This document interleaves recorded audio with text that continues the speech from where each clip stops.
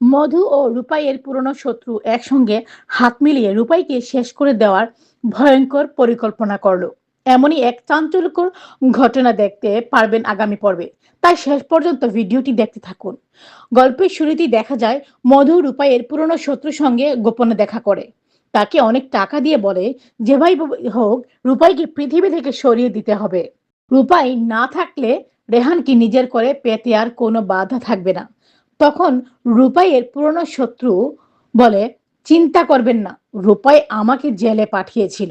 আমি অনেকদিন ধরেই প্রতিশোধ নেওয়ার সুযোগ খুঁজছিলাম।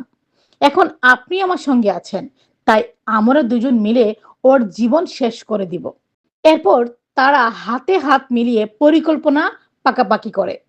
এরপর মধু ও ভাড়াটে গুন্ডারা মিলে রূপাইকে ফাঁদে ফেলার নতুন চক তৈরি আঁকে। একজন লোক রূপাইয়ের বাড়িতে গিয়ে বলে, আমাদের বাচ্চাদের গ্রীষ্মকালীন ছুটি পড়েছে, তারা ঘুরতে যেতে চায়। আপনি কি আপনার বাস নিয়ে তাদের ঘুরতে আনতে পারবেন? কাজের প্রস্তাব পেয়ে রূপাই খুব খুশি হয়ে রাজি হয়ে যায়, কিন্তু রেহানের বিষয়টি মোটেও ভালো লাগে না। সে রূপাইকে বলে, অচেনা লোকের কথা এত সহজে বিশ্বাস করা ঠিক হবে না। এতগুলো বাচ্চার দায়িত্ব ঝুঁকি নেওয়া উচিত নয়। রূপাই তখন হেসে বলে, এত চিন্তা করো না, মধু তো এখন জেলে আছে, সে আমার কোনো ক্ষতি করতে পারবে না। তুমি শুধু পড়াশোনায় মন দাও। লোকটি যাওয়ার আগে কিছু অগ্রিম টাকা দিয়ে যায়। বাইরে বেরিয়ে সে মধুকে ফোন করে জানায় যে রূপাই রাজি হয়েছে, তবে রেহান এখনো সন্দেহ করছে। মধু তখন বলে, চিন্তা কিছু নেই, টাকার প্রয়োজন হলে সবাই রাজি হয়ে যায়।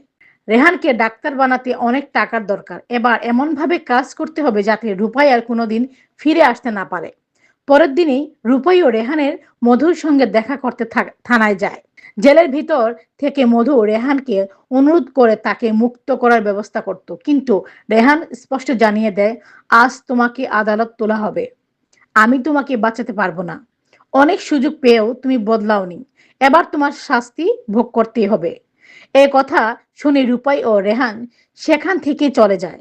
আর মধু মনে মনে বলে, তোরা আমাকে অপমান করেছিস, এবার তোদের জন্য আরো ভয়ঙ্কর কিছু অপেক্ষা করছে। তাহলে কি মধুর সাজানো ফাঁদে পা দিয়ে রূপাই বড় বিপদের মুখে পড়বে, নাকি শেষ পর্যন্ত সত্যিটা জানতে পারবে রেহান? জানতে হলে আগামী পর্বটি অবশ্যই দেখুন।